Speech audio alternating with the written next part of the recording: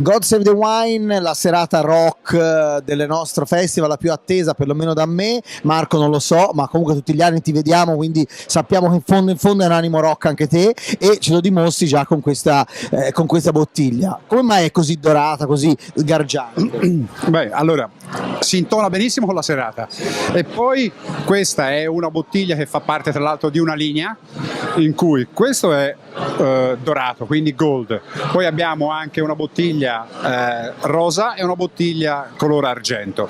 Sono tre sfumature di colore, senza nessuna sfumature di nero, nessuna allusione senza nessun'altra allusione, chiaramente sono tre sfumature, ma sono tre bottiglie immediatamente riconoscibili, e tra l'altro stanno ottenendo un grandissimo successo all'estero in particolar modo, e stanno iniziando a essere conosciute anche in Italia. Diciamo, in Italia c'è sempre, la gente vede queste bottiglie un po' troppo, cioè sempre alza un po' il sopracciglio, no? Fa un po', però cioè, io direi di tirarsela un pochino meno, anche al vino in generale. Sono perfettamente d'accordo, perché dicono ma quello è pacchiano, chissà che cosa ci sarà dentro, ma vogliono nascondere. No, non è vero niente, anche perché noi, ma non solo noi, anche altre aziende che vogliono uscire fuori, sono sempre i prodotti migliori alla fine, ci mettono dentro sempre il prodotto migliore, perché è quello che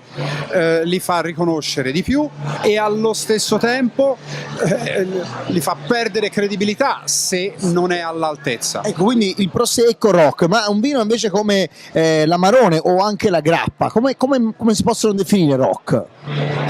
Qui, questo è un po' più difficile a definirlo rock, perché l'Amarone, vabbè, la sua lavorazione, la sua complessità nella lavorazione può essere, diciamo, un certo movimento. Sicuramente ci vuole una bella passione, bisogna sapere aspettare, ci vuole, insomma, bisogna crederci. Bisogna crederci senza dubbio, e ti ripeto, poi come nel rock c'è un certo ritmo, anche nell'Amarone ci vuole un ritmo, perché ci sono tantissime fasi, dalla vendemmia fino alla messa in bottiglia, diciamo, bisogna lavorarci, saperci lavorare ed essere all'altezza di saperci lavorare. Del ritmo deve avere il palato, perché il Barolone non è solo dolce e ricco, deve avere anche un bel tannino, una freschezza, altrimenti si rischia di berne un bicchiere e lasciarlo lì. Esatto, il famoso vino che buono, però poi si va a vedere la bottiglia è sempre piena.